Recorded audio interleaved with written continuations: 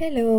ഞങ്ങളിതേ അപ്പുറത്ത് കിടക്കുന്ന കുഞ്ഞ് ചക്ക വീഴാതെ ഇപ്പുറത്ത് കിടക്കുന്നത് ഇടാനായിട്ടുള്ളൊരു പരിശ്രമത്തിലാണ്. ചെറുതായിട്ടൊരു പഴുത്ത മണമൊക്കെ വരുന്നുണ്ടായിരുന്നു. അപ്പം നമ്മൾ പരിശ്രമിച്ച് അത് ഇട്ടു ഗൈസ്.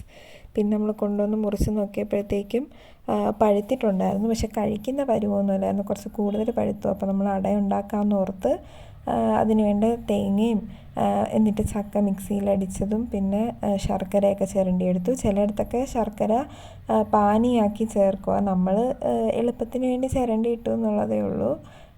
അങ്ങനെ പിന്നെ അത് ഇലയിലൊക്കെ വെച്ച് പരത്തി അടച്ച് ആവി കയറ്റാനായിട്ട് വെച്ചു. എന്നിട്ട് ഇനി നമുക്ക് പോയിട്ട് 5 മിനിറ്റ് കഴിഞ്ഞിട്ട് വരാം. അപ്പം 5 മിനിറ്റ് കഴിഞ്ഞിട്ടുണ്ട് ഗൈസ്. അപ്പോൾ അതാ ഞാൻ തുറന്ന് നോക്കുക. അടയൊക്കെ നല്ല വെന്ത് നല്ല അടിപൊളിയായിട്ട് വന്നിട്ടുണ്ട്. ഇതാ കണ്ടോ, സൂപ്പർ. അത് പാനിയും കൂടെ ആയിരുന്നു ചേർത്തിട്ടുണ്ടെങ്കിൽ അടിപൊളിയായിരുന്നു. ഇനി ശർക്കര ഒന്നും ഇങ്ങനെ നിൽക്കത്തില്ലായിരുന്നു. ഇനി നമുക്കിത് കൊണ്ടുപോയി അച്ഛനെടുക്കാം. ബാ. അച്ഛൻ ഭയങ്കര പണിയിലാണ് ഗൈസ്. അത് കാരണം അവിടെ വെച്ചേക്ക് ഞാൻ കഴിച്ചോളാമെന്നുണ്ട്. പിന്നെ ഞാൻ ഇന്ന് കുറച്ചടുത്ത് കഴിച്ച് നോക്കി. നല്ല അടിപൊളി അടയായിരുന്നു. അത് പക്ഷേ എടുക്കാൻ മറന്നുപോയി. അതിൻ്റെ പുറകെ ഒരു സുഖിയനും കൂടെ കഴിച്ചു. അപ്പോൾ ഇത്രയുള്ള നമ്മുടെ വ്ളോഗിൽ.